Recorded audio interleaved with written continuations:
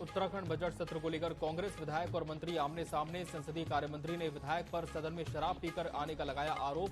कांग्रेस विधायक बोले संसदीय कार्य मंत्री माफी मांगे।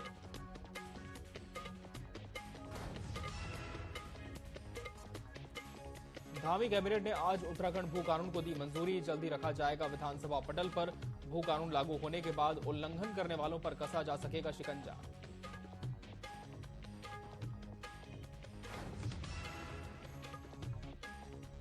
पीएम मोदी की शीतकालीन यात्रा पर संस्कृति मंत्री सतपाल महाराज ने जताई प्रसन्नता। कहा पीएम के आने से शीतकालीन यात्रा को मिलेगा बढ़ावा। साथ ही श्रद्धालु बड़ी संख्या में शीतकालीन गद्दी स्थलों पर आकर कर सकेंगे दर्शन पूजन।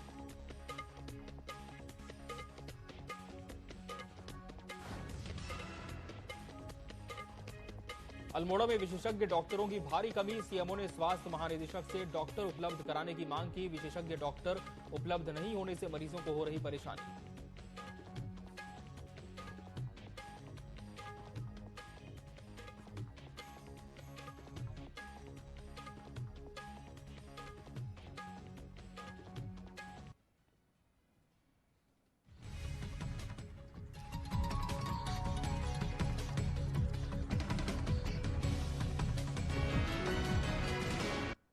नमस्कार, बहुत स्वागत है आपका न्यूज अपडेट में। मैं हूं आपके साथ अमित शर्मा।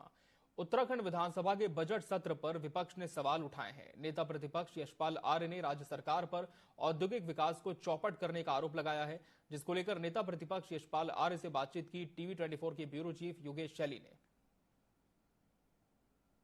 टेक्सटाइल पार्क बनाया गया जसपुर में, वो आज जो कांग्रेस का सितारगंज को देखें, वहाँ भी इंडस्ट्रियों के आज जो हालात हैं वो ये है कि जो यहाँ पर लगे भी उद्योग कांग्रेस सरकार के समय, वो भी आज बात करने को तैयार। देखिए, रोजगार इनके एजेंडे में नहीं है और अप्रत्यक्ष रूप से प्रत्यक्ष रूप से प्रदेश की जनता को उसका लाभ मिलता है।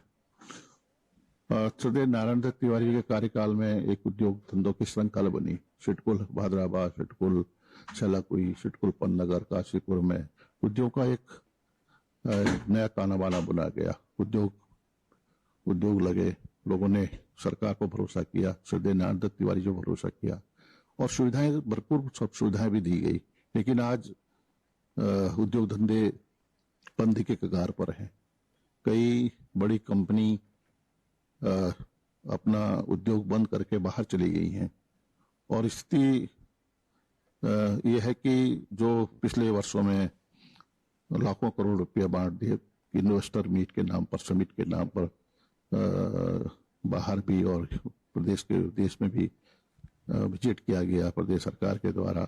आज एक उद्योग भी बता दें कि नाम दे दें कि हमने ये उद्योग लगाया है, कि जनता को भरमाने की बात कर रहे हैं और इंडस्ट्रीज के नाम पर कुछ चंद लोगों को जमीनों की बंदर बांट की गई है, उन लोगों को दे दिया गया। मैं चाहता हूं कि श्वेत पत्र जारी होना चाहिए जिसमें सब कुछ सामने आ सके। क्या विपक्ष इस चीज के लिए श्वेत पत्र मांगेगा जो G20 हुआ है या फिर इन्वेस्टर समिट हुआ है? बड़ा प्रोपेगेंडा भी किया गया सरकार के द्वारा, तमाम रुपए भी खर्च किए गए, तो क्या विपक्ष मांगेगा? सदन में चाहे G20 हो, चाहे इन्वेस्टर समिट हो, जवाब जनता मांग रही है और हम मांग रहे हैं। अगर सरकार पाक साफ है तो जवाब देने में उनको हिचक नहीं होनी चाहिए, उसको जनता के सम्मुख रखना चाहिए, सदन के पटल पर रखना चाहिए। तो कुल मिलाकर के एक बार फिर सरकार को घेरने के लिए विपक्ष पूरे तरीके से तैयार है और कई मुद्दे विपक्ष की झोली में अभी हैं सरकार को पटकनी देने के लिए। लेकिन देखना महत्वपूर्ण होगा कि आगे विधानसभा का सत्र किस गहमा गहमी के साथ चलता है या फिर शांतिपूर्ण ढंग से निपट पाता है। अपने सहयोगी हरीश यादव के साथ योगेश शैली, टीवी 24, देहरादून। देहरादून में बुधवार को भाजपा प्रदेश मंत्रिमंडल की बैठक हुई, जिसमें सशक्त भू कानून संशोधन विधेयक को मंजूरी मिल गई, जिसको लेकर कृषि मंत्री गणेश जोशी ने मुख्यमंत्री पुष्कर सिंह धामी का आभार जताया। मुख्यमंत्री ने बताया कि विधेयक में संशोधन के बाद अब उधम सिंह नगर और हरिद्वार को छोड़कर 11 जिलों में कोई भी बाहरी व्यक्ति जमीन नहीं खरीद सकता। उन्होंने बताया कि पहले 12.5 एकड़ तक जमीन खरीदने की अनुमति होती थी, जिसे खत्म कर दिया गया है। वहीं जो निजी आवास के लिए 250 वर्ग मीटर जमीन खरीदना चाहता है तो उसको शपथ पत्र देना होगा।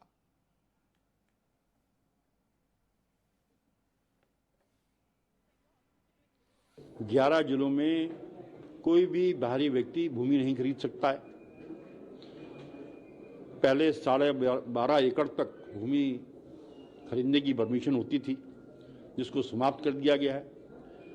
और इसी प्रकार जो ये 2 जिले हैं, इसमें कोई व्यक्ति भूमि खरीदता है तो उसको डीएम को अधिकार था कि वो परमिशन दे सकता था, उसको समाप्त, डीएम की पावर को समाप्त कर दिया है। और कोई व्यक्ति खरीदेगा तो उसे शासन से अनुमति लेनी पड़ेगी। और वहीं जो अपने निजी आवास के लिए 250 मीटर जमीन खरीदना चाहता है तो उसको एक सबक देना होगा कि वो अपने व्यक्तिगत उपयोग के लिए खरीद रहा है, मतलब किसी बिजनेस के लिए नहीं खरीद रहा है। आज ये हमारी कैबिनेट ने पास किया है और समय की मांग भी थी। 11 जिलों में कोई भी बाहरी व्यक्ति भूमि नहीं खरीद सकता है। उधम सिंह नगर में बढ़ते अपराध को रोकने के लिए एसएसपी ने पुलिस अधिकारियों के साथ बैठक की और पुलिसकर्मियों को रात में गश्त बढ़ाने के निर्देश दिए। इस दौरान एसएसपी ने कड़ा रुख अख्तियार करते हुए पुलिसकर्मियों से कहा कि अगर वे फरियादियों की सुनवाई नहीं करेंगे तो उन पर कार्रवाई की जाएगी। इस दौरान एसएसपी ने अच्छा काम करने वाले पुलिसकर्मियों को प्रशस्ति पत्र देकर सम्मानित भी किया।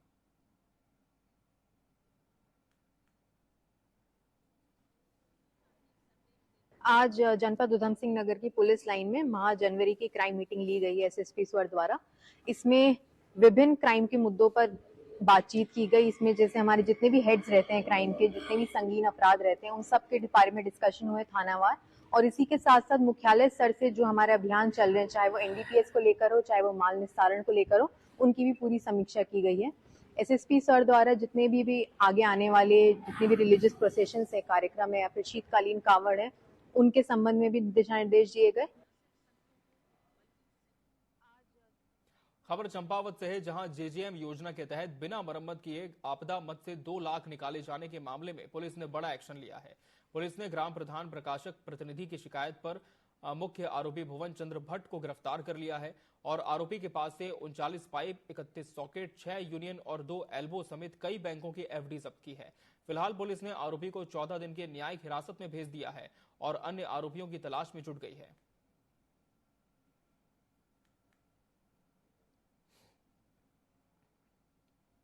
रेहड़ी पटरी लघु व्यापारियों ने 5 सूत्रीय मांगों को लेकर बैठक की, जिसमें लघु व्यापार एसोसिएशन के प्रांतीय अध्यक्ष संजय चोपड़ा की अध्यक्षता में बैठक संपन्न हुई। इसमें 21 फरवरी को एकजुट होकर नगर आयुक्त के घेराव की रणनीति बनी। इस दौरान प्रदर्शनकारी नगर आयुक्त से फेरी समिति की बैठक जल्द बुलाने की मांग करेंगे।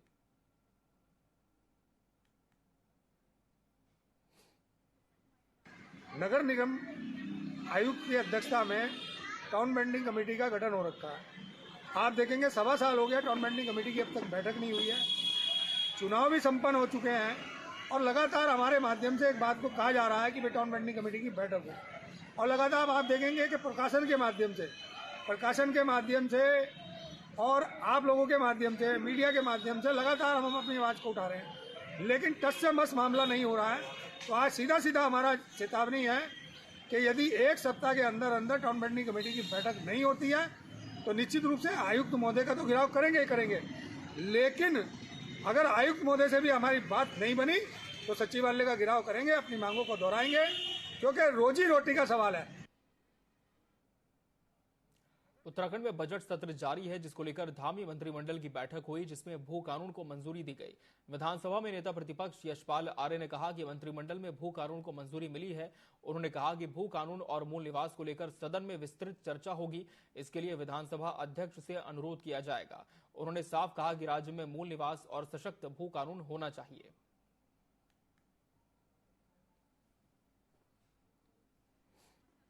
माननीय मुख्यमंत्री जी का मैं आभार व्यक्त कर रहा हूं, अभिनंदन कर रहा हूं, अपनी सरकार का धन्यवाद दे रहा हूं कि जो सख्त भू कानून लाने का एक माननीय मुख्यमंत्री जी ने कहा था इस सदन में लाएंगे, वो अब आज माननीय मंत्रिमंडल द्वारा पास किया गया है।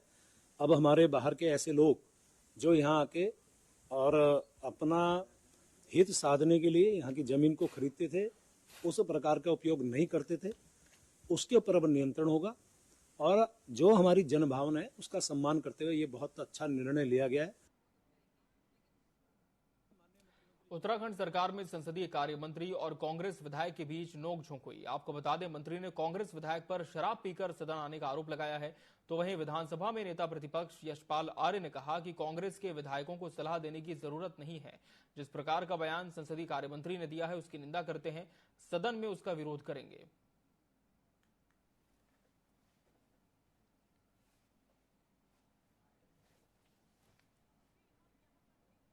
उन्हें हमारे कांग्रेस के माननीय विधायकों को सीख देने की जरूरत नहीं। अपना आचरण, अपना व्यवहार भी सत्ता पक्ष को देखना चाहिए। और जिस तरह का आरोप लगाया है, एक गंभीर आरोप है। अगर कोई व्यक्ति, शायद वो शराब पी के आए थे, ये बयान माननीय संसदीय कार्य मंत्री दे रहे हैं, एक इल्जाम है, आरोप है। हम इसकी प्रशंसा करते हैं और निश्चित रूप से जो आरोप लगाया गया है उसके लिए हम अपनी विधिक राय भी देंगे।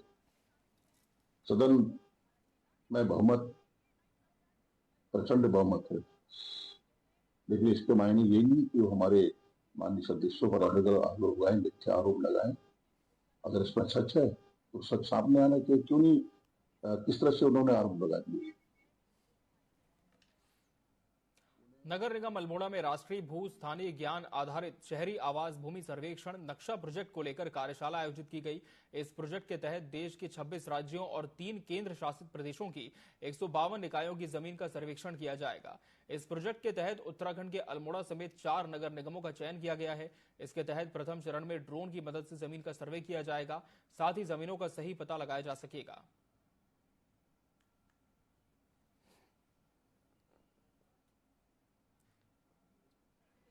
क्योंकि विशेषज्ञ डॉक्टरों का कमी है, जिला चिकित्सालय में भी जो मुख्यतः जो विशेषज्ञ डॉक्टरों की कमी है उसमें मनोरोग विशेषज्ञ, अभी एनेस्थीसिया वालों की भी शॉर्टेज है, और फिर महिला चिकित्सालय में लेडीज स्त्री रोग विशेषज्ञ की कमी है।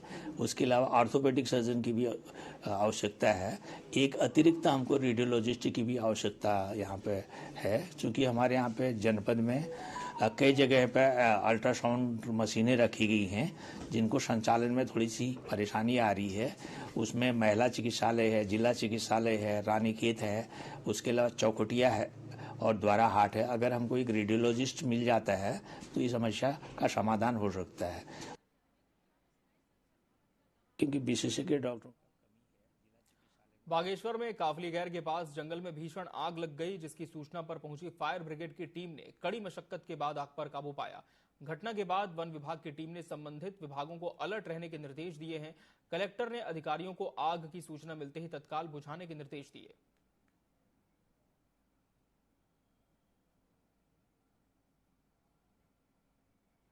खबर रुड़की से है, जहां के मेहवड़ खुर्द में बहुउद्देशीय सहकारी समिति के चुनाव को लेकर धांधली का आरोप लगाते हुए दर्जनों ग्रामीणों ने समिति में जमकर हंगामा कर समिति के एमडी का घेराव किया।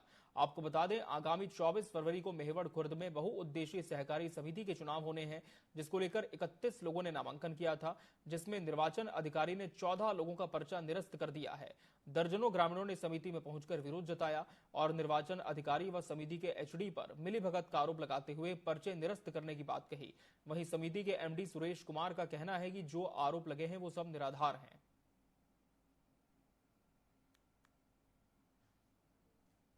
इन्होंने मृतक घोषित किया हुआ, मृतक वो जिंदा है। फिर हमने रजिस्टर देखा, रजिस्टर चौकी इंचार्ज साहब यहाँ पर आगे थे, क्योंकि हमने इनके रजिस्टर को हाथ लगाना उचित नहीं समझा कि सरकारी संपत्ति है। तो उन्होंने आके इनका रजिस्टर देखा तो उसमें वास्तव में मृतक ही लिखा गया।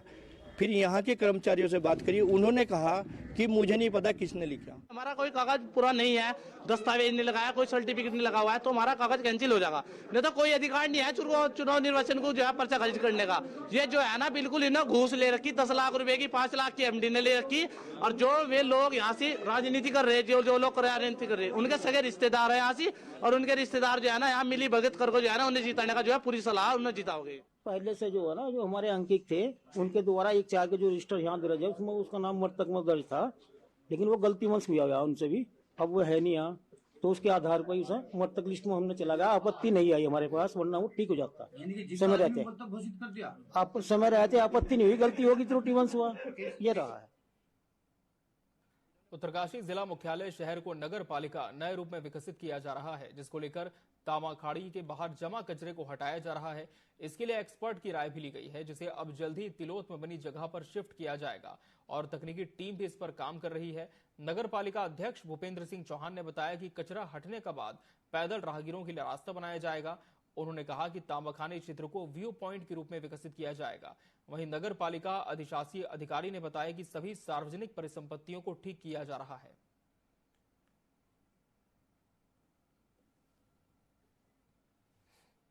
शासन में जाऊंगा भी, इस संबंध में बात भी करूंगा। जितना मेरा प्रयास अपने शहर के लिए रहेगा मैं उसमें करूंगा। और दूसरा मेरा यह है कि अपने शहर के अंदर जो हमारा माल रोड है या अंदर मार्केट है, वहां से मैं इनको ठेली मुक्त कर रहा हूँ।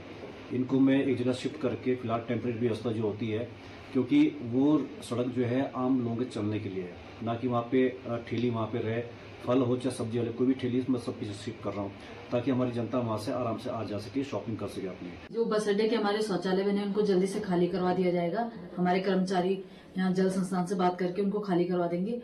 दूसरा, हमने जो शहर में बड़े डस्टबिन थे उनको हटवा दिया गया है। हमारी 3 कूड़ा नई गाड़ी जो चल रही है कूड़ा की, वो प्रॉपर जहाँ पे रास्ते में कूड़ा पड़ता है उसको उठवा रही है।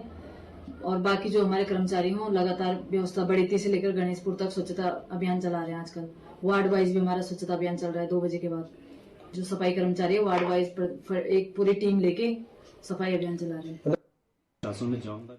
प्रदेश में विधानसभा सत्र के दूसरे दिन विपक्ष जनहित के मुद्दों को लेकर सरकार को घेरते नजर आया। कांग्रेस विधायक प्रीतम सिंह सदन के अंदर जाने से पहले सरकार पर निशाना साधते दिखे। प्रीतम सिंह ने कहा कि संसदीय कार्य मंत्री का रवैया सदन के अंदर बिल्कुल सही नहीं है। वहीं कांग्रेसी विधायक अपनी तमाम मांगों को लेकर सदन के बाहर धरने पर बैठ गए। उन्होंने सरकार से सदन की समय अवधि बढ़ाने और प्रीपेड मीटर से संबंधित मांग की।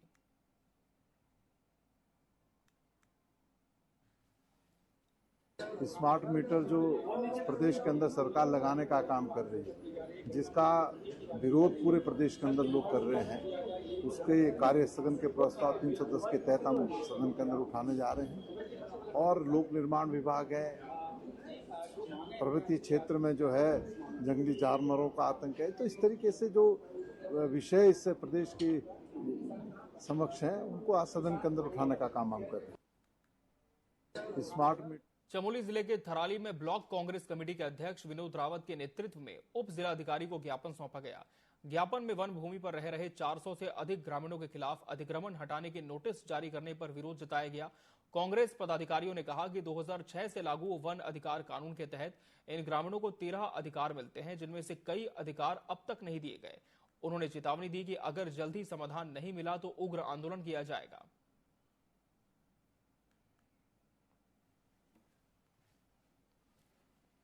जो नोटिस वन प्रभाग बद्रीनाथ के द्वारा यहाँ के लोगों को दिया गया है कि जिस ढंग से उसमें कहा गया है कि 20 तारीख तक आपको इस भूमि को खाली करना है, उसके खिलाफ आज हमने पूरे नगर कांग्रेस कमेटी और ब्लॉक कांग्रेस कमेटी के नेतृत्व में आज यहाँ पर ज्ञापन दिया और सरकार से हम मांग कर रहे हैं कि तत्काल इसको वापस लिया जाए, अन्यथा बहुत भारी भरकम में जन आंदोलन यहाँ पे होगा।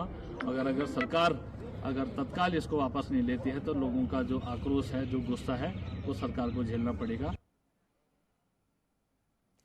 धामी कैबिनेट ने आज उत्तराखंड भू कानून को मंजूरी दे दी है और अब बजट सत्र में इसको पेश किया जाएगा। सख्त भू कानून लागू होने के बाद नियमों का उल्लंघन करने वालों पर शिकंजा कसा जा सकेगा। इसको लेकर कैबिनेट मंत्री प्रेमचंद अग्रवाल ने कहा कि जन भावनाओं के अनुरूप धामी सरकार हमेशा से काम करती रही है और सीएम ने पहले ही कहा था कि आगामी सत्र में हम भू कानून लाने का काम करेंगे। माननीय मुख्यमंत्री जी का मैं आभार व्यक्त कर रहा हूं, अभिनंदन कर रहा हूं, अपनी सरकार का धन्यवाद दे रहा हूं कि जो सख्त भू कानून लाने का एक माननीय मुख्यमंत्री जी ने कहा था इस सदन में लाएंगे, वो अब आज माननीय मंत्रिमंडल द्वारा पास किया गया है। अब हमारे बाहर के ऐसे लोग जो यहाँ आके और अपना हित साधने के लिए यहाँ की जमीन को खरीदते थे, उस प्रकार का उपयोग नहीं करते थे, उसके ऊपर अब नियंत्रण होगा और जो हमारी जनभावना है उसका सम्मान करते हुए ये बहुत अच्छा निर्णय लिया गया है। अल्मोड़ा जिले से खबर है, जहां विशेषज्ञ डॉक्टरों की भारी कमी को देखते हुए सीएमओ ने स्वास्थ्य महानिदेशक से डॉक्टर उपलब्ध कराने की मांग की है। सीएमओ डॉक्टर आरसी पंत ने बताया कि जिला अस्पताल में मनोरोग और एनेस्थीसिया विशेषज्ञ नहीं है, जबकि महिला अस्पताल में एक भी स्त्री रोग विशेषज्ञ नहीं है। वहीं सीएचसी पीएचसी स्तर पर कोई भी विशेषज्ञ डॉक्टर उपलब्ध नहीं होने से मरीजों को परेशानियों का सामना करना पड़ रहा है।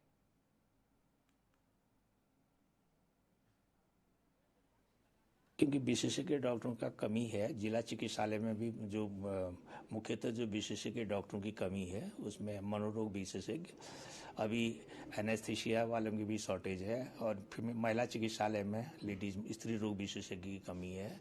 उसके अलावा ऑर्थोपेडिक सर्जन की भी आवश्यकता है। एक अतिरिक्त हमको रेडियोलॉजिस्ट की भी आवश्यकता यहाँ पे है, क्योंकि हमारे यहाँ पे जनपद में कई जगह पर अल्ट्रासाउंड मशीनें रखी गई हैं जिनको संचालन में थोड़ी सी परेशानी आ रही है। उसमें महिला चिकित्सालय है, जिला चिकित्सालय है, रानीखेत है, उसके अलावा चौकटिया है और द्वारा हाट है। अगर हमको एक रेडियोलॉजिस्ट मिल जाता है तो इस समस्या का समाधान हो सकता है। उत्तरकाशी नगर पालिका शहर को नए रूप में विकसित करने की कोशिश हो रही है। नगर पालिका अध्यक्ष भूपेंद्र सिंह चौहान ने बताया कि तांबा खाड़ी क्षेत्र से कूड़े के ढेर को हटाने का काम शुरू हो गया है। एक्सपर्ट की राय से जल्द ही इसे तिलोत में शिफ्ट किया जाएगा। इसके बाद पैदल रास्ता बनाया जाएगा और तांबा खाड़ी को एक व्यू पॉइंट के रूप में विकसित किया जाएगा। वहीं नगर पालिका अधिशासी अधिकारी शालिनी चित्राण ने कहा कि शहर की सभी सार्वजनिक परिसंपत्तियों को सुधारने का काम जारी है।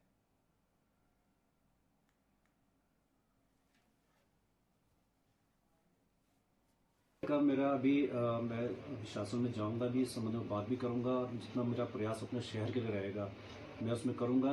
और दूसरा मेरा यह है कि अपने शहर के अंदर जो हमारा माल रोड है या अंदर मार्केट है वहाँ से मैं इनको ठेली मुक्त कर रहा हूँ। इनको मैं एक जगह शिफ्ट करके फिलहाल टेम्परेरी व्यवस्था जो होती है, क्योंकि वो सड़क जो है आम लोगों के चलने के लिए है, ना कि वहाँ पे ठेली वहाँ पे रहे, फल हो चाहे सब्जी वाले कोई भी ठेली मैं सब कुछ शिफ्ट कर रहा हूँ ताकि हमारी जनता वहाँ से आराम से आ जा सके, शॉपिंग कर सके अपनी। जो बस अड्डे के हमारे शौचालय बने उनको जल्दी से खाली करवा दिया जाएगा। हमारे कर्मचारी यहाँ जल संस्थान से बात करके उनको खाली करवा देंगे। दूसरा, हमने जो शहर में बड़े डस्टबिन थे उनको हटवा दिया गया है। हमारी 3 कूड़ा नई गाड़ी जो चल रही है कूड़ा की, वो प्रॉपर जहाँ पे रास्ते में कूड़ा पड़ता है उसको उठवा रही है। और बाकी जो हमारे कर्मचारी हों लगातार व्यवस्था बड़ीती से लेकर गणेशपुर तक स्वच्छता अभियान चला रहे हैं। आजकल वार्ड वाइज भी उत्तराखंड की अध्यात्म नगरी ऋषिकेश में 1 मार्च से 7 मार्च तक योग दिवस मनाया जाएगा। उत्तराखंड सरकार में कैबिनेट मंत्री सतपाल महाराज ने मीडिया से बात करते हुए कहा कि ऋषिकेश में योग दिवस मनाया जाएगा। इसमें योग की विधाओं में अच्छे शिक्षकों को बुलाया जाएगा। उसके साथ साथ होटल से डिस्काउंट के लिए बात की गई है। योग से लोगों को बहुत फायदा मिलेगा।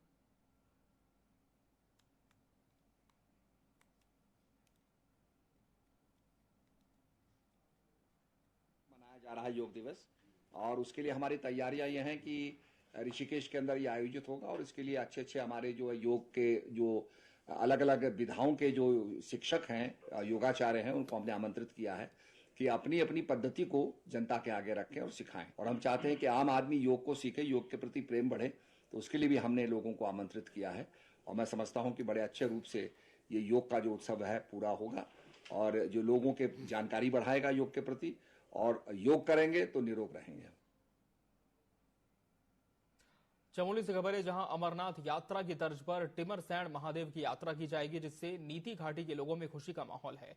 ग्रामीणों के मुताबिक ठंडी के दिनों में यहां प्राकृतिक रूप से बर्फ का शिवलिंग बन जाता है, जिसे देखने के लिए स्थानीय पर्यटक और श्रद्धालु बड़ी संख्या में यहां पहुंचते हैं। जिसे देखते हुए घाटी के लोग सरकार से यहां सुविधाएं जुटाने के साथ साथ अमरनाथ यात्रा की तरह टिमरसैंण महादेव यात्रा शुरू करने की मांग कर रहे हैं। घाटी के लोगों की मांग को देखते हुए मुख्यमंत्री ने जिला प्रशासन से इस मामले में कार्रवाई के निर्देश दिए हैं।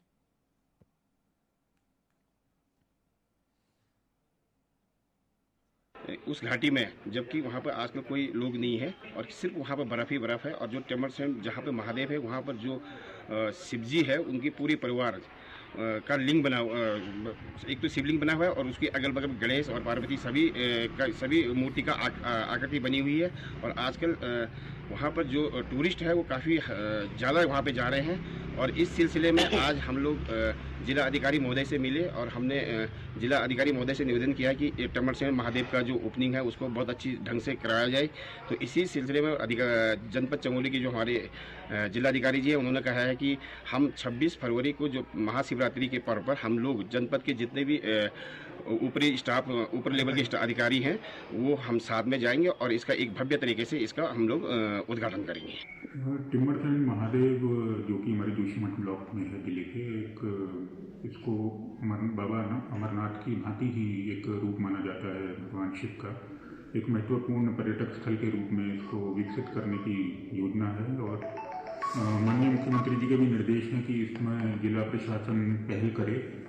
तो आगामी जो महाशिवरात्रि का दिन है उसमें हमारा प्रयास रहेगा कि जिला स्तर के अधिकारी वहां जाएं और महादेव के टिम्बरसेन के दर्शन करते हुए वहाँ लोकल सिचुएशन को एसेस करके क्या बेस्ट वहाँ प्रोजेक्ट्स हो सकते हैं उनको हम धरातल पे लेके आएंगे। मौसम विभाग ने उत्तराखंड के कई जिलों में हल्की बारिश की संभावना जताई है। मौसम विभाग के मुताबिक गुरुवार और शुक्रवार को कई जिलों में हल्की से मध्यम बारिश हो सकती है, साथ ही पर्वतीय क्षेत्रों में बर्फबारी हो सकती है। एक पश्चिमी विक्षोभ उत्तराखंड के मौसम को 19 और 20 तारीख को प्रभावित कर सकता है, जिसके चलते जो पीक एक्टिविटी 19 की रात से लेकर के 20 तारीख और थोड़ी बहुत 21 तारीख तक मिलने की संभावना है। इसमें 19 तारीख को उत्तराखंड के उत्तरकाशी, चमोली, पिथौरागढ़ या गढ़वाल में, देहरादून, टिहरी और हरिद्वार जनपद में कहीं कहीं बहुत हल्की से हल्की वर्षा मिलने की संभावना है और 3200 या 3300 मीटर से अधिक ऊंचाई वाले क्षेत्र में वहाँ बर्फबारी मिल सकती है। इसमें जो पीक एक्टिविटी 20 तारीख को है, तो 20 तारीख को उत्तराखंड में अनेक स्थानों पर हल्की से मध्यम वर्षा और बर्फबारी मिलने की संभावना है। 2800 मीटर या उससे अधिक ऊंचाई वाले जो क्षेत्र हैं वहाँ पर बर्फबारी मिल सकती है।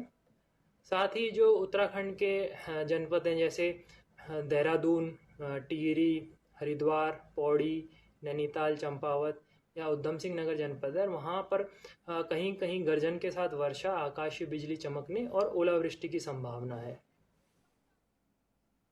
न्यूज अपडेट की खबरों में फिलहाल इतना ही। मुझे और मेरी पूरी टीम को दीजिए इजाजत। नमस्कार।